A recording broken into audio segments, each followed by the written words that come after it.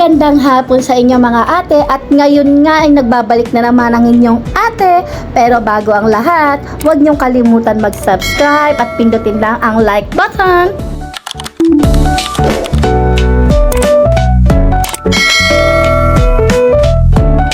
So ngayong araw nga ay kami ay dito mag-gym. Siyempre, alam nyo na, dahil nga kasi kailangan ko ng pumayat mga ate ko at 5 days straight na akong nag-gym. Kaya naman tara, samahan nyo kaming mag-gym at samahan nyo rin akong pumayat. Hoy, walang ganon. Dito na kami at magtatap na ang bebe ko.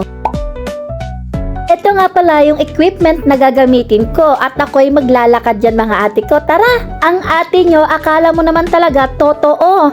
Akala mo naman talaga totoong nag-gym yan mga ate mo, pero nagpapanggap lang yan.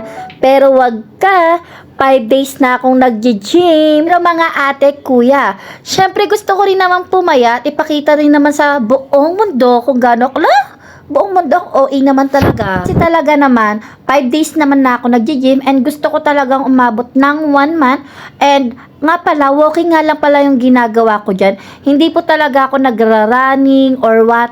As in walking lang. Kasi kung gusto mo talagang pumayat, gusto mong ma-burn yung fat mo, so you need is walking lang talaga mga ate ko. Kasi pag jogging, ang ginawa mo is tatanggalin lang naman niya yung tubig sa katawan mo. And kung walking naman is talaga yung effective ng papayat ka. Pero hindi lang naman syempre agad-agad yan.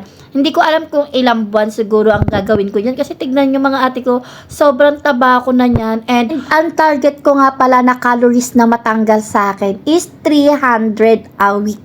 Yes, tama kayo nang narinig. 300 kung sa inyo is mababa lang.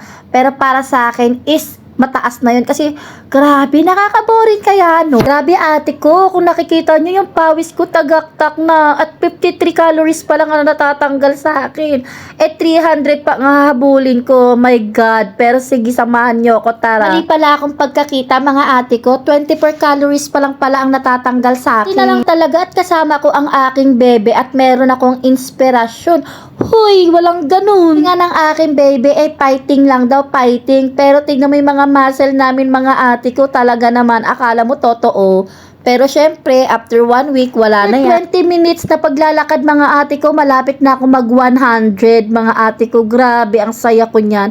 Konti pa, laban pa. Grabe na talaga ang pawis namin ng bebe ko. At ang bebe ko, bumubuhat pa ng 50 kilogram na, ewan ko ang tawag dyan. Basta yun na yun, ako naglalakad lang. Grabe oh. Oh my God, calories pa lang tanggal na. Ang ate mo kulang na lang magboxing din kasi grabehan ba? Kala mo naman talaga totoong nagbo-boxing yarn. Grabe mga ate ko, tagaktak na yung pawis ko. Ha? Ay, tagaktak na yung pawis ko at malapit ko nang makuha yung gusto ko.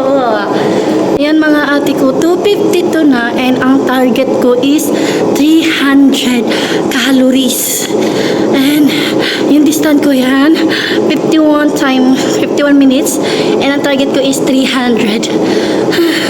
So 48 minutes na lang makukumpleto ko na yung 300 calories. Actually dapat 350 to, pero hindi ko kaya yung 350 kasi tinatamad na ako mga ate ko. Sa 300 lang muna tayo. Okay? So babalitaan ko kayo pag malapit ko nang matarget yung gusto ko. Ay, may sinasabi tong bebe ko. Sabi mo? Pogi ako. Hindi. Pag natapos siya yung 1 month, ano na siya? Butot pa lang. Butot pa lang. Give me 300 ang sabi niya. 300 din ang ba? 263. 60. Oh my God. 264. So malapit na. Hintayin nyo ang pagpapayat ko. Look.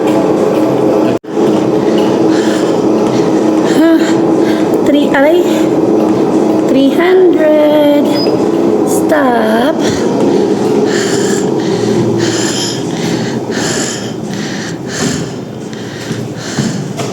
Oh. Hey. Stop. Kaya mo yan? 300. Tapos na ako. So, mamaya after nito magsiswimming kami kung walang naglilinis. And, bye! Bye-bye ka na. Bye-bye.